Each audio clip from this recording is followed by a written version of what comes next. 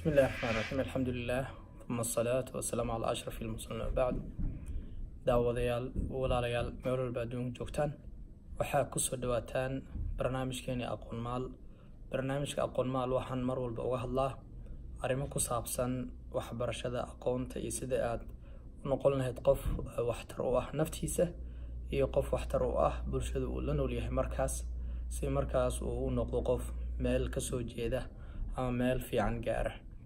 insha Allah maanta waxaan rabaa daqiiqadaha yar ee aan isla haysano mowduuc cilmi baaris lagu sameeyay oo ah qaabka maskaxda u shaqeyso in aan idila wadaago cilmiga neuroscience markii laga hadlayo ama qaabka maskaxda iyo qofka horumarkiisa noloshiisa iskugu xiran yihiin iyo shaqadeeda waxaa lagu tilmaamaa maskaxda in xagga shaqada laba nooc ay u shaqeyso nooc waxa weeye nooc si toos ah qofka ula falgalaysa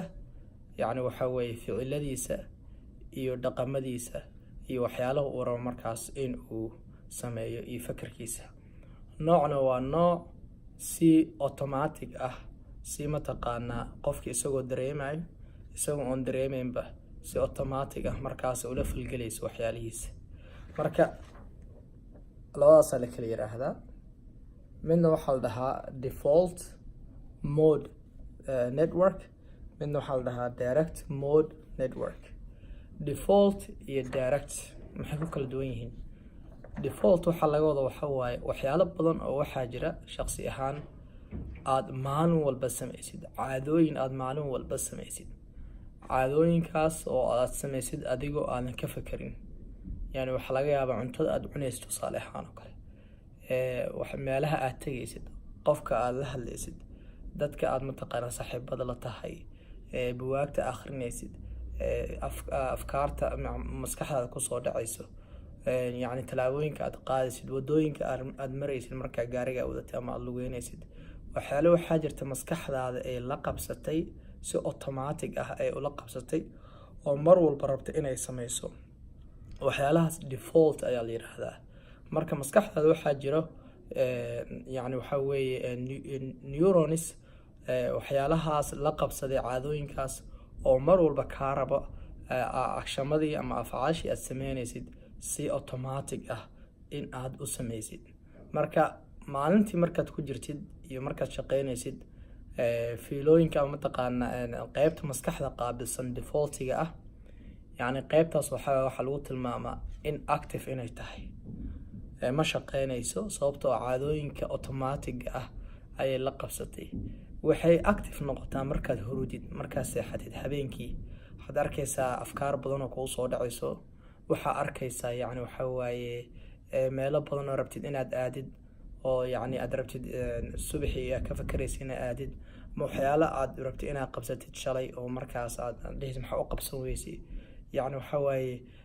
waxaa ka mid ah riyada ayaa ka mid ah riyooyinka badan qaybta defaultiga ah wax lagu tilmaamaa qaybtaas inay active tahay markaad hurudid qaybta kale raba inaan u imaado qaybta kale waxaa la yiraahdaa direct mode network direct waxa laga wada waxa waaye in aad ka shaqaysiisid ayaa loo baahan yahay qaybta maskaxda directiga ah wax walba aad sameynaysid waa inaad ka fakartid waxa ka imaanaya iyo waxaan ka imaaneyn dhibaatada iyo anfaca ee leedahay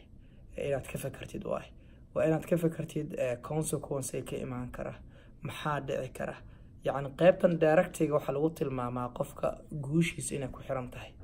qaybtan maalintii qofka isaga waxa waa shardiga ku xiran waxa waa in uu isaga uu ka shaqeysiyo ayaa loo baahan yahay maskaxdiisa qaybtaas marka waxa waaye active adaa ka dhigi kara dadka badanaa marka waxa waa active ma aha qaybtan sababtoo ah shaqo badan bay u baahan tahay inaad fakartida u baahan tahay buug iyo qalin inaad soo qaadasida u baahan tahay su-aalo badan inaad weydiisida u baahan tahay inaad falanqaysida u baahan tahay inaad ka naqaashida u baahan tahay dadka horumara marka noloshooda horumarka gaarsiiyana qaybta direct mode-ka ah ee maskaxda ayay xooga saaraan dadka badanaa waa dad mar walba la soo jiito ama qof kale oo saaxiibo ay yihiin ama qof kale oo bulshada iska yaqaanaan ama qof kale oo hore u yaqaanaan ama qof kale oo xushmada soo jiidanaya qaybtan directiga oo ay ka duwan tahay qayb waxa waaye actionka aad sameynaysid, fikirka aad ku dhaqaaqaysid, yacni tallaabooyinka aad qaadanaysid si fiican aad uga baaraandegaysaa si markaas dhibaato aysan kaaga imaanin, si markaas aad ugu guulaysatid. marka default iyo direct waaye. defaultiga dadka badanaa caadooyinkaas waxaa waa si automatic u sameeyaan iyagoo aysan ka fekerin, waana inactive badanaa waqtiga habeenkii kaliya ay active noqotaa. waqtigaasna qofka waxa weeye dee wuuba hurdaa, ma ogtahay, ma soo kici karo, wixii uma bedeli karo action. qaybtan directiga ahna waa qayb waxa waa qofku u baahan yahay inuu ka shaqaysiiyo si uu u horumaro markaas. intaas waa summary. waxaan jeclahay in aan maanta barnaamijkan aqoon maal halkaas aan kusoo gebagabeeyo ama kusoo koobo. waxaan jeclahay cajalada in iska gaarsiisaan dadka saaxiibadii aad tihiin, dadka aad taqaanaan, dadkaas dhehaysan ka fikray way ka faa'iidaysanayaan. inta aan barnaamijkiis kale iska arki doono waxaan idinkaga tegaa sidaas. Salaamka. Wassalaamu calaykum waraxmatullaahi wabarakaatu.